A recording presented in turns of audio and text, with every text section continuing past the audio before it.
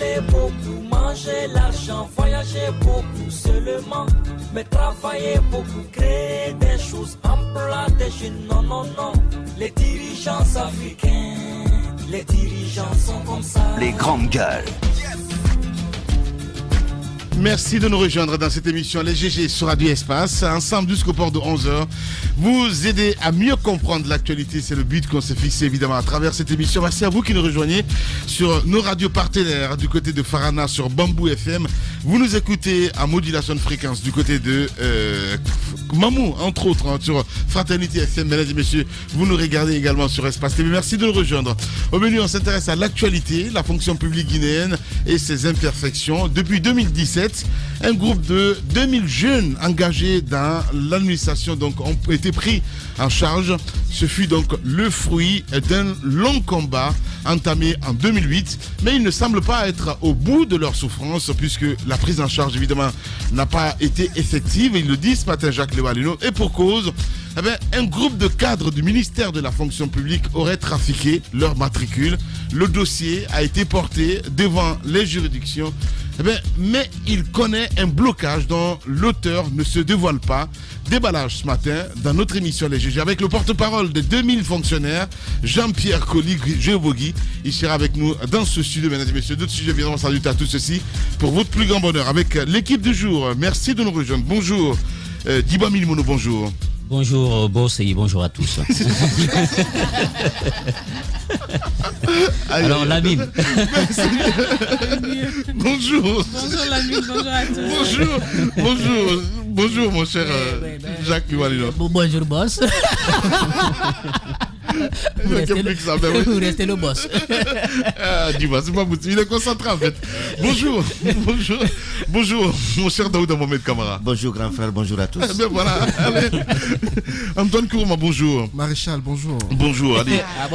On s'intéresse à. Maréchal. On s'intéresse à l'actualité. Vous avez suivi hier l'arrestation de ces malfrats. Présentation. La présentation, c'est bien cela. L'arrestation, voilà, c'est bien cela. Mon cher Antoine, des histoires à dormir debout. A dormi debout, et dans ce studio, lorsque l'enlèvement de M. Dansoko est intervenu, on était sceptique par rapport aux circonstances, mais surtout par rapport à l'identité des personnes à l'origine de son enlèvement. À l'époque, on se demandait si c'était un coup de la police ou de bandits. Aujourd'hui, avec cette présentation des personnes à l'origine de cela, il n'y a plus de doute possible. La police, dans cette histoire, a plutôt joué un grand rôle, celui de l'arrestation des personnes, des ravisseurs de Dansoko, qui ont été présentés hier à la presse.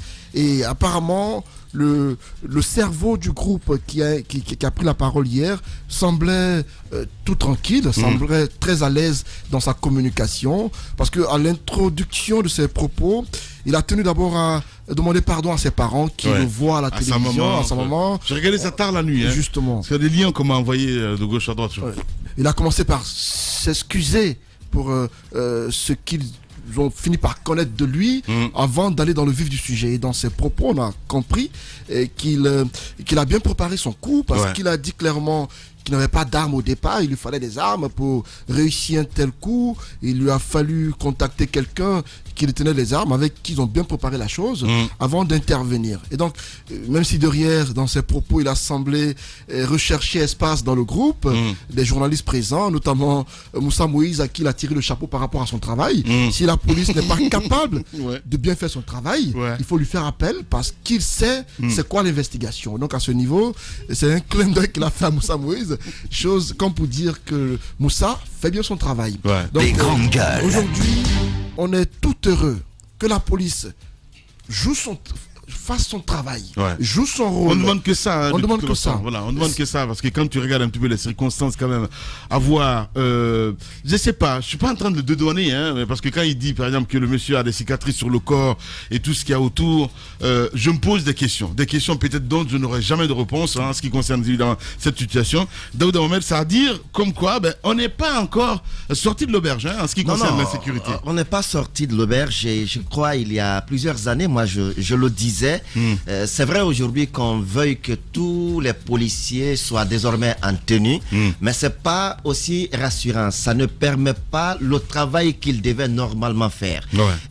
Lorsque tous les policiers sont en tenue, il est difficile pour eux de savoir qu'est-ce qui se passe où. Parce que lorsqu'ils doivent paraître en tout lieu et en toutes circonstances, ça devient difficile de savoir qui est là, qui fait quoi.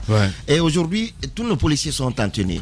Mais bien avant cela, c'est que ce sont aussi nos policiers qui passaient toutes les journées sous les manguiers, sous les arbres dans les commissariats, qui passaient le temps là. Et alors qu'autour d'eux, il y a des bandits qui passent des journées dans les quartiers, qui ne peur que la nuit, on ne sait pas comment les choses se passent.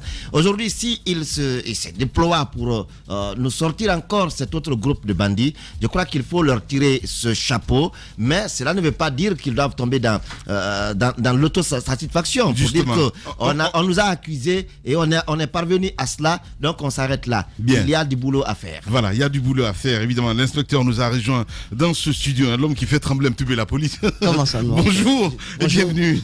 La mine encore. Mais non, comment ça? Mais attendez, si c'est les bandits qui te big up maintenant et tout ça, donc à un moment, ça devient un problème. Les grandes gueules. Non, en fait, je pense qu'il a dit clairement, hein. Il explique qu'il a fait, je pense, la narration de tout ce qu'il a pu traverser comme difficulté. Bonjour à tout le monde, bonjour à tous. Et il fallait donc qu'il soit rassuré que les non-dits seront fouillés. Et certainement, il nous écoute en ce moment. Que les non-dits seront fouillés et mis à jour par la police. Parce que c'est la police qui mène ces enquêtes. Non, mais il n'a pas confiance en la police. Tu l'as écouté voilà, ou pas? c'est pourquoi il a mis cette autre alternative en place. Je pense que je peux pas ici à l'antenne donner une réponse, mais je pense que la police a. Non, mais c'est un défi en même temps. La police a vraiment. Ça veut dire que le monsieur reconnaît avoir commis des actes contre des concitoyens. Il a cité quelques actes. Je ne dis pas qu'il a tout cité, mais en tout cas pour la déclaration publique que tout le monde a suivie, il a cité quelques enlèvements effectués par lui. Les circonstances qui l'ont amené à le faire. Je ne peux pas justifier, mais on peut expliquer comment il est arrivé à ce stade-là, d'un enlèveur professionnel, si je peux inventer cette qualification. Enlèvement professionnel? Oui, un enlèveur professionnel. Et les grandes gueules. Après des déboires en Europe, il explique rentrer psychologiquement. Il est donc tombé dans cela parce qu'en Europe ça s'est pas bien passé. Donc je pense que il n'y a pas eu bon, c'est pas dans notre pays qu'on parlera de suivi psychologique, mais je pense qu'il a eu une première chance, une deuxième chance et il est retombé là-dedans parce que voilà, aux alentours il n'a pas trouvé le moyen dans la vie de s'accrocher à autre chose que de faire le travail pour lequel il avait quitté l'Europe. Donc on ne justifie pas ces actes, mais dans un pays sérieux on aurait pu l'expliquer en le faisant accompagner par exemple pour des gens qui ont été complètement déçus de la vie, pour des actes subis par leur famille, pour des biens qu'ils ont perdus entièrement, qui n'ont plus envie de vivre, qui souhaitent donc commettre des actes de forfaiture dans la société. Dans d'autres pays, on les suit de près pour ne pas qu'ils soient des bombes à retardement. Et donc, je pense que lui, c'est un cas palpable. Il est donc tombé dans cela à cause de ses précédents. Et la police, j'estime, je présume qu'elle va mener ses enquêtes, qu'elle va faire le travail. Parce que le fait pour elle d'avoir mis des gens sur ses traces et d'avoir suivi de près cette opération jusqu'aux premières heures du paiement de rançon qui n'a pas marché finalement, je savais dire que la police est sur une bonne piste. Mais on a retenu un bout de phrase. Pour ceux qui ont suivi une interview, il avait commencé à citer un haut gradé. Ensuite, il a été stoppé net par celui qui est à côté pour ne pas que cela puisse être préjudiciable aux enquêtes futures. Je pense que c'est les grandes gueules. Le bout est resté dans ma tête. C'est ce qui signifie que les complicités, il y en a. Justement. Et il faudrait que la police puisse nous les éclaircir. En tout cas, il peut compter sur la collaboration de toute la presse. Voilà. Ben écoutez, hein, on verra bien cela. Ma chère Mafoudia, Moussa l'a dit, des non-dits dans cette affaire, parce que quand on regarde un petit peu, même en ce qui concerne la fourniture d'armes et tout ça, je me dis, il y a quelque chose qui n'a pas été dit dans ta histoire. Est-ce que je suis en train d'accuser la police comme quoi elle est complice, mais bon, Mais on doit pouvoir dire toute la vérité. Ça, je suis totalement d'accord parce qu'on a affaire à deux scénarios. C'est-à-dire, peut-être pour un premier temps, un bandit qui le fait par pur plaisir pour ses propres intérêts. Et après, parce qu'on sait que dans les cas d'enlèvement, souvent, il y a derrière des commanditaires. Parce que s'il y a des bandits qui peuvent sortir pour le besoin de l'argent, il y en a qui sont payés pour kidnapper certains. Souvent, c'est des rivalités. Quelqu'un, quelque part, qui veut faire mal à une personne, donc qui passe par les bandits pour pouvoir faire du mal. Est-ce que c'est le cas de figure? Ce qui m'étonne déjà, c'est, si on veut, cette aisance de ce bandit. C'est vrai que c'est rare de voir un bandit à l'aise comme ça devant les médias et qui va jusqu'à complimenter un journaliste pour son travail. Mais aussi, ce qui a attiré mon attention, c'est lors de son intervention, quand il dit que cette fois-ci, ce qu'il a voulu éviter, c'est le cas Doura. Lorsque Doura a été arrêté, il a dit à son ami comment ils ont insisté jusqu'à ce que finalement le monsieur est mort et que pour Dansoko, il ne voulait pas que la même chose se répète. Du coup, c'est lui en personne qui s'est engagé. Il a mis le monsieur dans sa voiture, il l'a amené devant sa porte, il lui a acheté un téléphone, il a mis une puce dedans et il lui a permis de rentrer chez lui tranquillement. Je ne sais pas c'est quelle moralité on peut bien avoir lorsqu'on permet de kidnapper quelqu'un et de lui faire autant de mal. Ils n'ont pas eu l'argent, mais il l'a libéré. Mais pour moi, le plus important, c'est d'aller justement au bout. D'abord, il y a la question, il y a la justice. Lorsque ces bandits, ces présumés bandits sont arrêtés, ils doivent être jugés. S'ils sont reconnus coupables, ils doivent purger leur peine. Déjà, on sait que en Guinée, c'est quelque chose qui ne marche pas à tous les coups. Il y a des bandits qui sont arrêtés, qui, au lieu de faire, par exemple, 10 ans, font quelques mois, ils se retrouvent dehors pour répéter la même chose. Ce travail revient à la justice parce qu'il va falloir faire ce travail. On dit que c'est le cerveau des enlèvements. Est-ce réellement le cas? Est-ce qu'à part ceux-ci-là qu'on vient d'arrêter, est-ce qu'il y a d'autres Guinéens tapis dans l'ombre, des bandits qui peuvent faire la même chose ou même plus que, je ne sais pas. En tout cas, c'est à la police aussi, aux agents de continuer leur travail, de pouvoir mettre en sécurité les Guinéens. Ce travail leur revient, mais lorsqu'ils font leur travail, c'est à la justice de prendre le relais, de juger ces personnes, si elles sont reconnues coupables, pour qu'elles purgent leur peine. Parce que c'est après cela qu'on peut avoir soit des citoyens repentis, parce que la justice, la prison, c'est pas forcément pour détruire. On amène certains, comme le disait Moïse, peut-être pour le cas de celui-ci. S'il se répand et qu'à la suite, il peut y avoir une seconde chance pour lui dans la vie, c'est bien possible. Maintenant, des récidivistes qui doivent rester en prison pour la sécurité de tout le monde, c'est à la justice de veiller pour que tout ceci marche. Voilà, allez-y mon cher Jacques. Oui, la lutte contre l'insécurité implique bien entendu des enquêtes pour mettre la main sur tous ceux qui ont des idées comme celles qu'a ces bandits-là. Ensuite, sur la circulation des armes, c'est quand même assez paradoxal parce que nous n'avons pas connu de guerre comme les autres pays, même si nous avons connu des attaques de l'an 2000, mais on connaît d'où venaient, n'est-ce pas, les assaillants.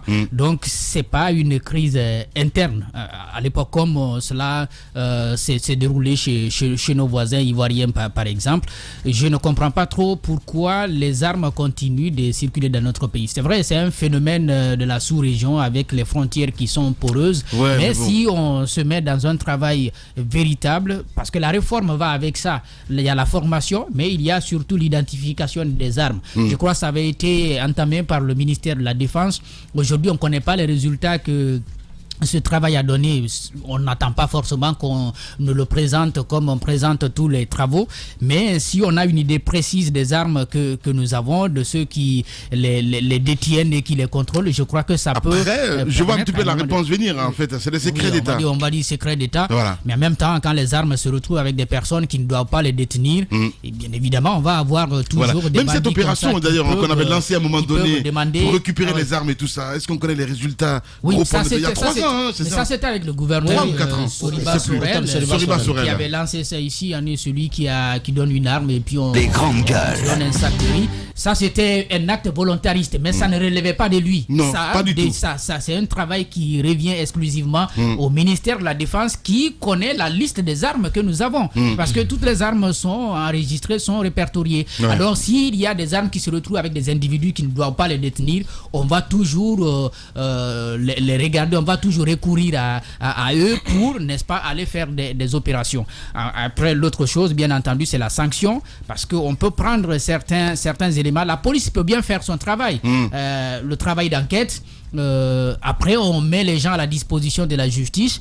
S'il n'y a pas de condamnation, ou même s'il y a condamnation, si les gens ne purgent pas leur peine, bien évidemment, ils vont sortir pour continuer, n'est-ce pas, à opérer. On a eu des situations ici qui nous ont été racontées par rapport à certains qui sont entrés en prison et puis qui sont ressortis pour opérer. On les a encore retrouvés sur les mêmes champs. Bien, Jacques Liwa Leno, allez-y, un complément. Oui, juste pour dire que d'ailleurs, puisqu'on parle de criminalité, notre confrère, vous l'avez appris d'Al Jazeera, a reçu la visite d'opiné d'hommes armés hier nuit, Youssouf, qui a donc pu être secouru à temps par des agents des forces de sécurité. Ça, c'est en passant. J'espère que vraiment on pourra faire la lumière sur cette autre attaque à domicile d'un journaliste.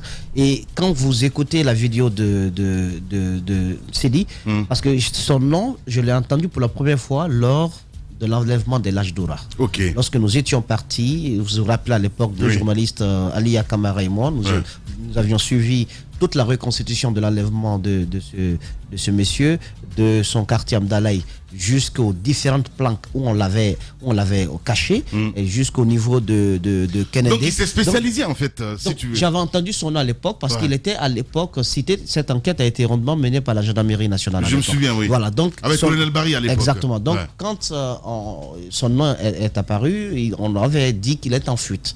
Donc il explique dans la vidéo d'hier que justement il n'était pas dans le pays et qu'il n'avait rien à voir dedans. Donc il y a des faits d'enlèvement pour lesquels il est cité.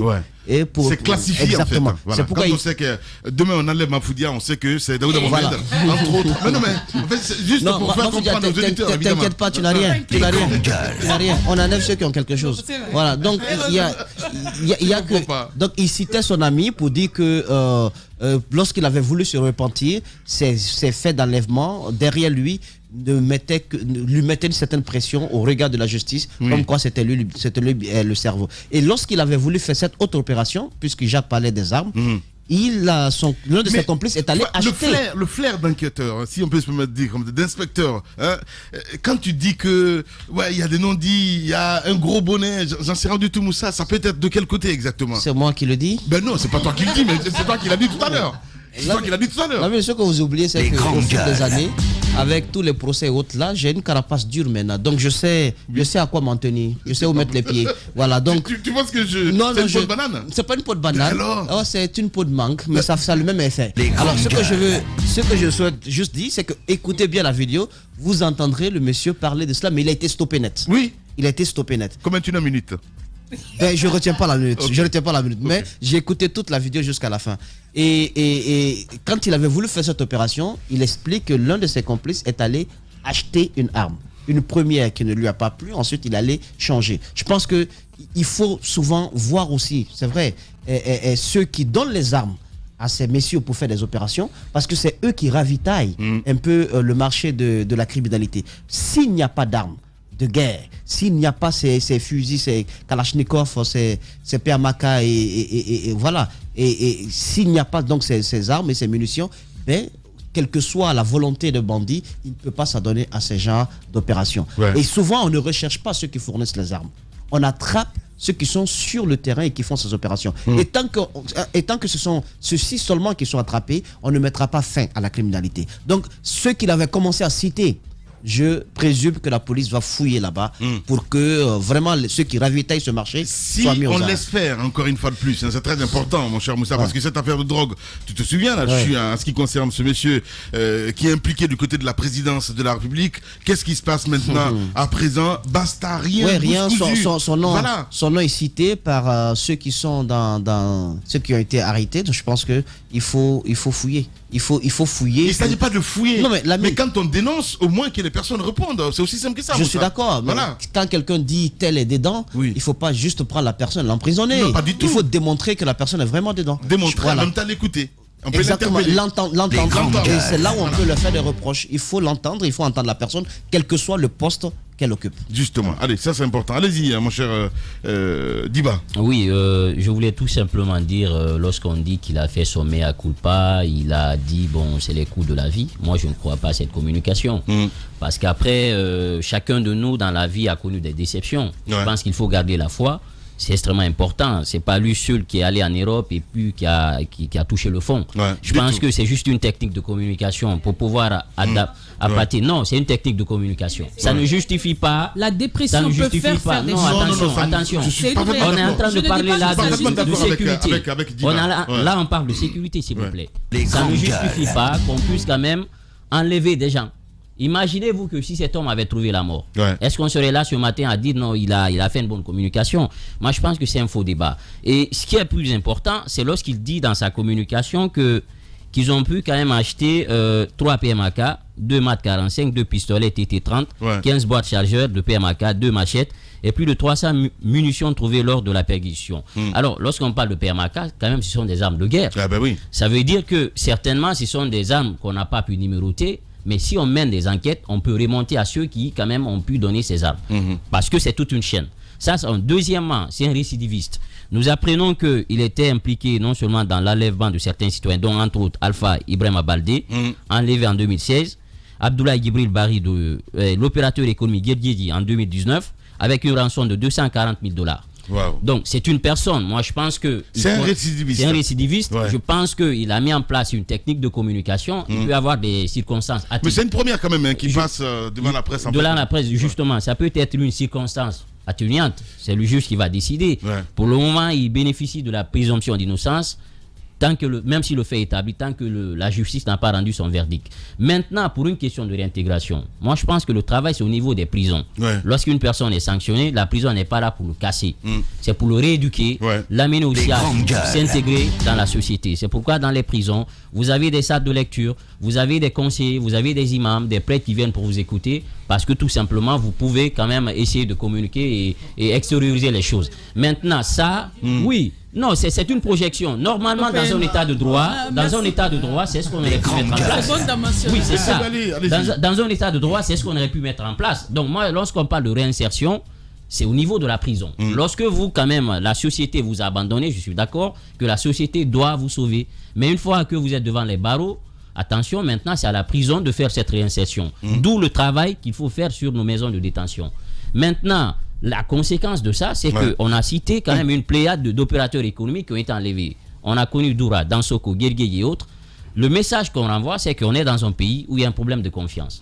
Parce que si on a perdu le programme de Challenge Corporation tout récemment, Millennium Challenge, parce que quelque part, on nous parle de la confiance et de la condition que l'État devrait créer pour le climat des affaires concernant l'initiative privée.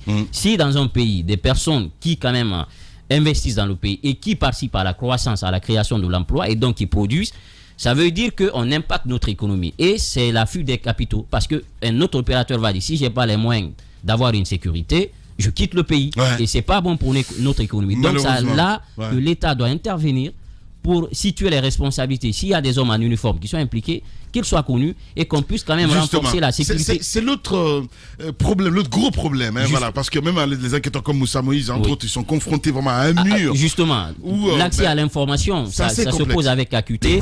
Donc il faut renforcer cela parce que si on veut investir aujourd'hui dans le pays, on est dans une crise économique, il faut le reconnaître. Il y a un déficit qui est là. Et pour inverser la tendance, on a besoin aussi de ces opérateurs économiques. Donc il faut que l'État participe à la création d'un climat favorable qui est quand même la sécurité. Voilà, Diba Milimono. Allez-y, Daouda Mohamed. Moi, je souhaite qu'on ne tombe pas trop dans la facilité pour dire que les armes que les gens, ça et là, détiennent ont des numéros et on peut savoir de qui c'est venu et autres. C'est pas possible aujourd'hui. Même si c'est possible, c'est très difficile. Normalement, les armes sont identifiées. Je m'explique.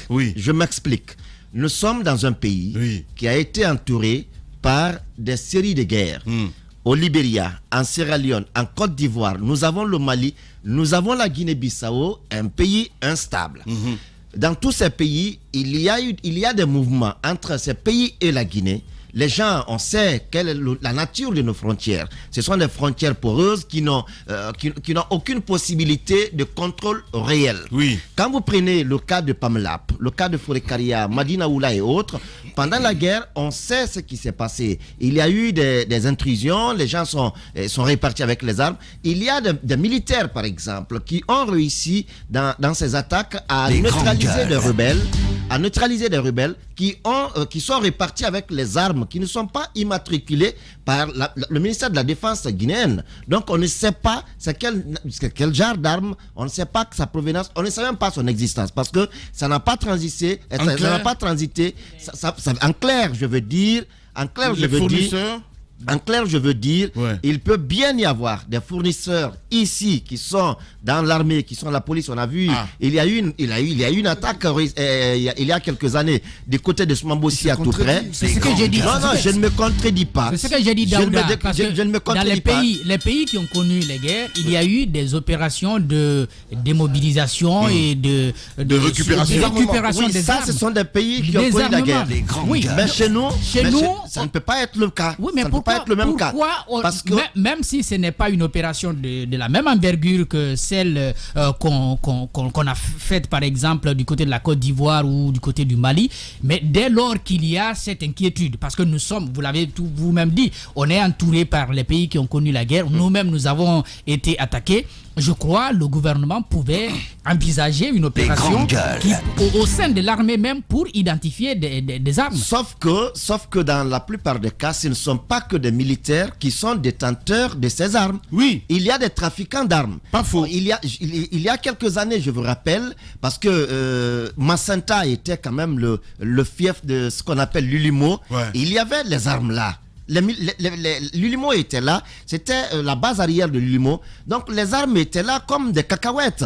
Il y a des trafiquants qui quittaient le Mali, qui quittaient la Côte d'Ivoire, qui quittaient ailleurs pour venir passer au trafic d'armes. Parce que ces gens, vous ne pouvez pas dire que leurs armes qu'ils avaient étaient immatriculées par le ministère de la Défense guinéenne ou de la sécurité. Ça n'existe pas. Ce sont des gens qui attaquent, qui neutralisent les adversaires et qui reprennent le matériel que ces derniers ont. Donc ça peut être trafiqué. Je ne dis pas que les militaires, les gendarmes ou les policiers ne peuvent pas forcément être complices parfois pour mettre à disposition des bandits des armes. À Soumambossia, je le disais, il y a un bandit qui a été arrêté ici, qui a cité un gendarme, un jeune gendarme, je crois Magichef, je vais dire, qui lui prêtait son arme lorsqu'il partait pour les opérations. Ça, c'est une évidence. Mais il y a des citoyens, il y a des civils, des trafiquants d'armes qui ont des armes devers eux, mais qu'on ne peut pas identifier. C'est un travail aujourd'hui. Il faut une collaboration aussi bien de ceux qui sont en uniforme, mais aussi de nous autres citoyens, parce que c'est nous qui cohabitons avec ces gens dans les quartiers. Il faut parfois parce que les gens ont peur de dénoncer parfois pour éviter d'être victimes de répression après par ces mêmes bandits, parce qu'ils vont, s'ils sont condamnés pour 2 ans, 3 ans, ils ne font que 1 mois et ils reviennent dans le quartier. Bien. Lorsque vous êtes là, c'est votre sécurité qui est en danger. Voilà, allez-y mon cher Antoine. Ici on a parlé d'achat d'armes, c'est qu'il y a un marché de vente d'armes en Guinée. Ouais. Voilà, si ces bandits ont acheté ces armes, c'est qu'il y a un endroit à Conakry où on peut bien se les procurer. Je ne dis pas que c'est à Madina qu'il y a un grand marché où on peut les avoir, même si à Madina, il y a là où on vend des tenues militaires, également des chaussures militaires. Connu de tous. Ben si, on nous a construit une usine dans l'enceinte du camp Alpha Diallo, où on fabrique des tenues militaires, mais des agents m'ont dit que ces tenues ne sont pas de qualité, ce qui fait que souvent, ils sont contraints d'aller s'acheter des tenues dans le marché. Et donc, si en Guinée, tout le monde sait qu'on revend des tenues militaires au marché de Madina, qu'on y revend d'autres arsenals militaires de ce côté, mais alors que c'est au vu sur de tout le monde et qu'on ne dit rien, je me dis que ce n'est pas surprenant qu'il y ait un marché de vente d'armes sans que personne ne dise mot. Et pour le cas de la police ou de la gendarmerie ou encore de militaires qui seraient complices de bandits, la piste n'est pas à exclure. Parce que ce sont eux qui officiellement ont des armes. Et généralement, les grands bandits qu'on arrête citent parfois comme complices des hommes en uniforme. Junior, à un moment donné, avait fait des révélations. Avant Junior et d'autres bandits qui sont passés devant le tribunal qui, à l'époque, ont cité des noms d'officiers dans l'armée. Je me dis que on ne dira pas forcément qu'ils sont coupables des faits qu'on leur reproche, mais ils ont été cités tout de même par ces bandits-là, et ce serait important que dans les enquêtes, qu'on essaye, qu'on ne fasse pas d'amalgame, qu'on n'épargne pas les gens qui sont cités parfois, qui peuvent être complices. Pour le cas de ce bandit qui a été arrêté, qui s'est prononcé hier, si on approfondit les enquêtes, si c'est bien approfondi, il n'est pas exclu que des complices proviennent de nos éléments en uniforme. Et donc, c'est une opération qui est connue. Je rappelle, pour finir la mine, qu'il y a un autre opérateur économique qui est mort récemment, qui a été tué à Madina à 6h du matin pendant qu'il venait pour son travail habituel de ce côté. Antoine. Si, on a passé l'élément dans nos éditions d'information. Un opérateur économique qui a été abattu en plein 6h. Il est venu garer son véhicule au parking construit pour cela à Madina. Il a garé le véhicule. Justement, le parking Mathurin Bangoura. Le temps qu'il sort de son véhicule pour aller ouvrir son magasin, on l'a abattu. Et sa fille... Il a été étranglé. Abattu, étranglé, en tout cas, il est mort. Non, il faut être clair. Il a été étranglé, mais il n'a pas été abattu. Bon. Abattu, c'est quoi? C'est quand on tire par balle? Oui. Ah, d'accord. Voilà. Il est mort. Il a été assassiné, la mine, par des personnes inconnues. Qui apparemment le suivait de très près. Ça a été comme l'opération. Les grandes gueules. On l'a pas enlevé, on l'a tué sur place. Sa fille, qui a rendu un témoignage pathétique, son père qui n'a âgé que d'une quarantaine d'années, sa fille, chaque matin, c'est lui qui la dépose à l'école. Ce jour-là, il n'a pas déposé. Chose surprenante, il est sorti très tôt le matin pour aller au travail. Et c'est au parking de Madina qu'on le prend et qu'on lui ôte la vie. Et là, à ce niveau, ça monte à suffisance que l'insécurité est galopante en Guinée. Et si rien n'est fait, je crains que, comme Diba l'a dit, des opérateurs ou des investisseurs locaux refusent d'investir désormais parce que leur sécurité est menacée. Allez-y, Moussa. Je pense qu'il faut équiper et définir véritablement le rôle des grandes gueules qui interviennent dans la lutte contre la criminalité. Récemment, lorsque nous parlions des coupeurs de route, lorsque le fléau avait atteint son paroxysme du côté du carrefour Mamou, et la gendarmerie territoriale avait fait un travail excellent en mettant la main sur de présumés auteurs, cerveaux de ces opérations de coupeurs de route. Ensuite, un crime, lorsqu'il est commis, c'est pas à nous de le justifier, mais on peut l'expliquer. Et tout crime s'explique. Qu'est-ce qui a amené le criminel à agir ainsi? C'est de cela dont Diba parlait. Voilà, Diba, donc il faut que Diba comprenne cela, on l'explique. La justification du crime ne nous appartient pas. Il y a un juge qui va connaître ce dossier, c'est lui qui dira est-ce qu'il y a des raisons qui pourraient permettre d'expliquer, d'atténuer ceci. Ça, c'est l'impérium du juge. Ensuite, puisqu'on parle de criminalité, la mine au niveau de nos frontières, du côté de Gawal, du côté de comment on appelle, Koundara. Koundara. Vous savez, avec la fermeture des frontières du Sénégal, quand on est à Conakry, on estime qu'il n'y a pas de circulation, tout est fermé. Le président de la République, puisque il y a des choses apparemment qu'il n'a pas entre les mains, il faut qu'il comprenne, et ça, il y a des vidéos qui en font foi, il faut qu'il comprenne que les gens circulent à Koundara. Lorsque vous décidez, monsieur le président, d'envoyer une délégation là-bas, la délégation s'est annoncée. Alors, on fait tout, on ferme tout. La délégation vient de trouver que tout est fermé. Le ministre qui était annoncé récemment à Koundara, et parce que j'ai demandé à mes gars de voir comment est-ce qu'ils peuvent intervenir, mais ils ont peur de quelques représailles. Alors, il faut qu'ils comprennent que le ministre qui est annoncé récemment, lorsque la nouvelle est arrivée, la nouvelle est arrivée à Koundara, à la frontière, la frontière est fermée officiellement. Elle est officieusement, elle est ouverte. Elle est ouverte. Elle est ouverte. Donc, lorsque ce ministre a été annoncé, ils ont tout fermé. Ils ont tout fermé. Mais le trafic va de plus belle. C'est-à-dire que quand on ferme une frontière pour des raisons de sécurité, mais on ne peut pas quand même se permettre que quelques commerçants soient privilégiés au détriment d'autres. Qu'est-ce qui m'a permis d'être au courant de cette histoire? Il y a un citoyen sénégalais qui est beaucoup plus guinéen que sénégalais maintenant parce qu'il réside sur le territoire guinéen. Donc qui n'a pas accepté d'ailleurs d'échanger avec moi, mais j'ai pu quand même passer par d'autres personnes pour avoir la quintessence de ce dossier. Donc installé à Koundara, marié à des Guinéennes il fait le commerce de poissons. Il avait l'habitude de ravitailler le marché de Koundara avec du poisson, parce que Koundara, c'est très très loin de Conakry. Pour ceux qui ont pour prendre du poisson et amener là-bas, il y a beaucoup de risques. Donc il ravitaille le marché. Et à chaque fois qu'il vient, puisque la frontière est officiellement fermée, il prend des tricycles. Ces motos-là. Exactement. Ouais. Donc il les fait rentrer en plusieurs lots. Vous imaginez, en plusieurs, ça peut être une dizaine de tricycles qui entrent et qui vont ravitailler le marché. Mais ils passent voir les autorités locales qui disent « Ah ben ça tombe bien parce qu'il n'y a pas de marché, les populations se plaignent un peu, venez avec ». C'est ça une frontière fermée. Lorsque les mangues sont également prêtes, c'est la même chose du côté du Sénégal. Les camions de mangue également passent. Mais tout cela a un coût.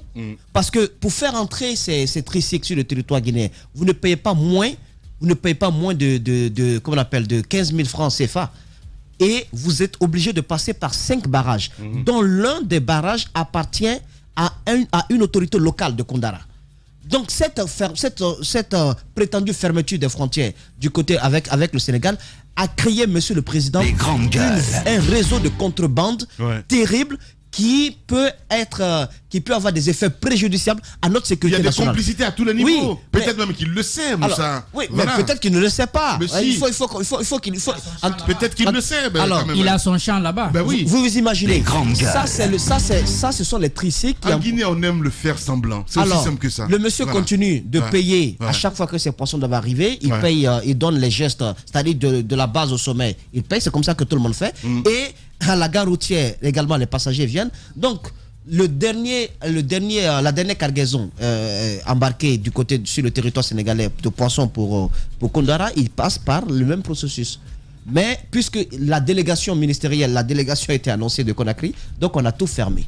Il n'a pas pu vendre son poisson en dépit de tout ce qu'il avait comme relation avec les gens sur place. Le poisson est retourné sur le territoire sénégalais dans un petit village où les populations étaient obligées de tout récupérer parce que les glaces ont fondu et les poissons allaient pourrir. Ouais. Donc là-bas, les populations avaient décidé également sur ce territoire sénégalais de prendre tous les camions de mangue qui allaient quitter la Guinée pour le territoire sénégalais, afin également de les faire disparaître, parce qu'ils ont fait tomber l'un de leurs fils, un opérateur économique sénégalais. Donc voici la situation qui est créée par cette prétendue histoire de sécurité territoriale. Ouais. Quand on fait de la sécurité, il est plus facile de contrôler un territoire lorsque les frontières sont officiellement ouvertes que lorsqu'elles sont officieusement ouvertes. Parce que les trafics vont de plus belle. Je parle de ces tricycles qui empruntent la route légale. Mais je ne vous parle pas de ceux qui passent par les chemins détournés. Donc, les piétons qui entrent dans les forêts. Exactement. Donc, on est plus...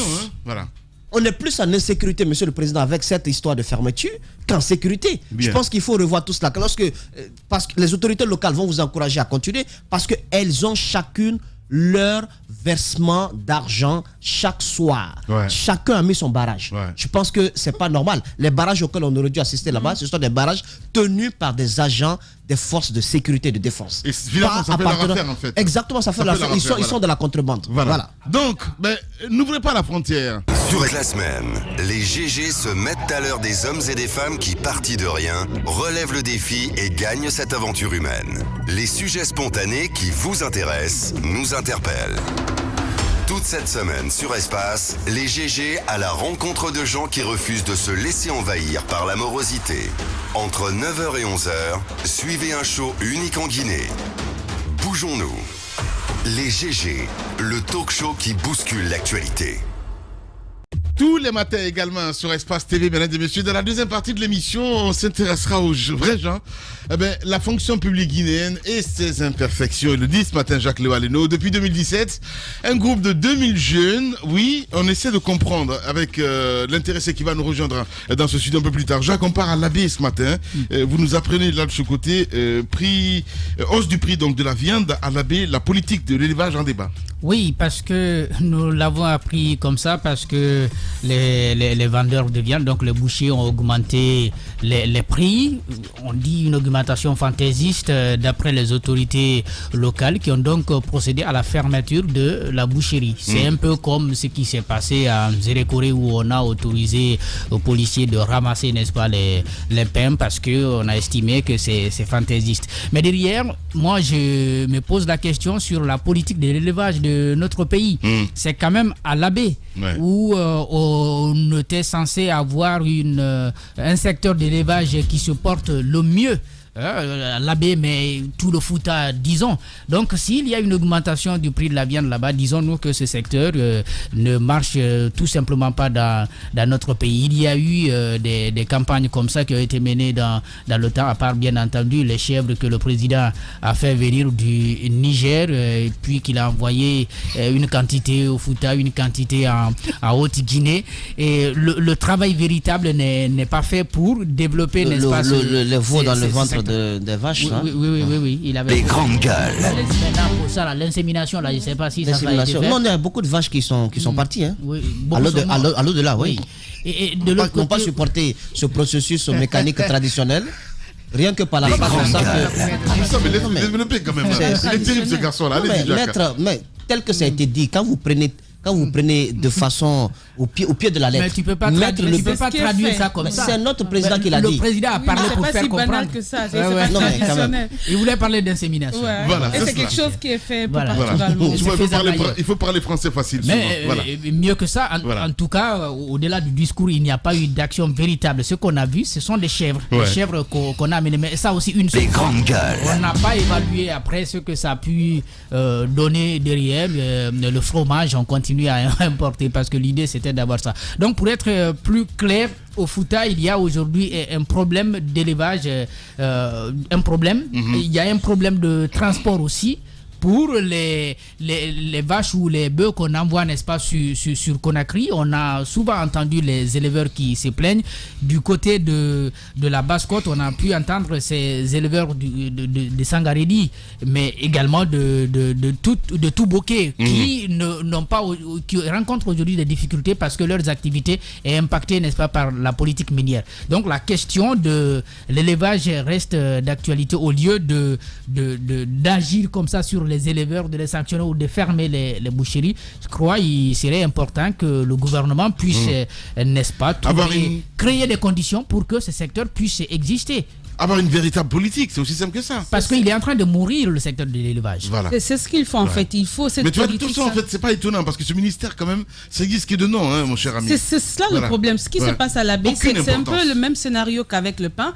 Ils se sont entendus pour vendre le kilo de viande à 40 000 et après, les gens se sont retrouvés à acheter à 55 000 francs guinéens le kilo, ce qui a irrité. Après, les autorités ont décidé de fermer les boucheries. Mais évidemment, ça relance le débat parce que quand on parle de potentialité de notre pays, voici un secteur qui fait pleinement partie. Mais voyez l'importance qu'on y accorde. Ça me rappelle lorsqu'il y a un ministre qui a été nommé à ce département, il a dit j'y vais pas parce que c'est pas important. Oui.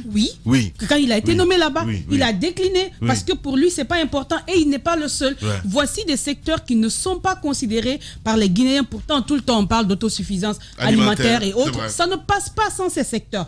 Un pays qui veut se prendre au sérieux comme la Guinée aujourd'hui, l'agriculture, l'élevage, ce sont les secteurs sur lesquels nous devons miser parce que ça y va de notre survie, ça y va de notre développement. Ce n'est pas le cas. Le président il fait des annonces tout le temps, mais ce serait bien d'aller au-delà de ces annonces tant qu'on ne concrétise pas. Aujourd'hui, il n'existe globalement pas une structure pour valoriser ce secteur. Ça n'existe pas du tout. Mais on n'a pas besoin s'il y a déjà un département, Mafoulia. Pourquoi on va mettre une structure quand même là-bas? Il est délégué. Quand je parle de...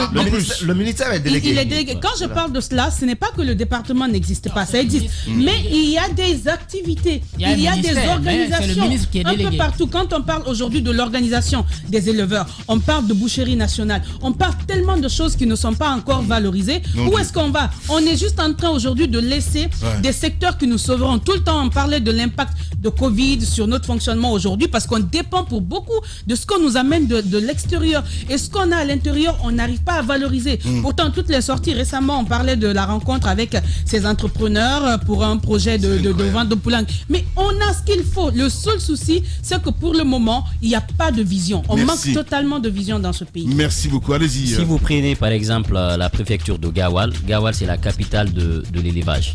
en Guinée. Et vous savez, Gawal pratiquement manque de tout. Gawal n'a pas de route, Gawal n'a pas d'infrastructure adaptée. Donc ça veut dire que le développement de ce secteur n'est pas une priorité. Maintenant, si au-delà de ça, moi j'avais vu à l'occasion de la journée de l'éleveur, le chef de l'État même a fait un déplacement. Je pensais que c'était l'occasion, ils avaient fait des recommandations. À Zélécoré? Non, je pense que c'était à l'Abbé. Ok. La journée de l'éleveur. Donc c'était à l'Abbé, il y a eu des recommandations qui ont été faites. Voilà. Ça c'était l'agriculture, c'était voilà, avec Sidia à l'époque. Justement. Donc représentant. Il y a eu quand même des recommandations qui ont été faites à l'occasion et on ne sait pas où en sommes-nous aujourd'hui avec ces recommandations. Il y a aussi le projet d'abattoir moderne qui était prévu à Conakry. Je pense qu'il y avait un financement à Kagbine également. Aujourd'hui, en sommes-nous avec ce projet? Donc c'est autant de questions auxquelles aujourd'hui le département peut répondre, parce qu'on ne peut pas une fois encore décréter des prix. On continue le même scénario, on dit aux gens vous vendez à tel prix ou on vous arrête. On est dans une économie de marché, ça ne va pas fonctionner. Bien, allez, dans la deuxième partie de l'émission, mesdames et messieurs, chaud à suivre ce matin avec Jean-Pierre Colli, Géopogui. Vous allez comprendre, on parle de fonction publique ce matin. 2000 agents attendent toujours leur prise en charge. Il a des débalades à faire ce matin dans votre émission Les GG sur Radio Espace Guinée. On fait moins sa maline maintenant, hein? Allez, tiens, ça c'est pour les gâteaux brûlés, et ça c'est pour les éviers bouchés, et ça c'est... T'as pété un boulon ou quoi? Je t'avais demandé de refaire la cuisine, pas de la détruire. Mais non, t'inquiète pas. Ce modèle d'annonce, il n'y a que Adafo Média pour le faire. Pour toute information, contactez-nous 628 06 06 60. Adafo Média, et si vous commenciez maintenant?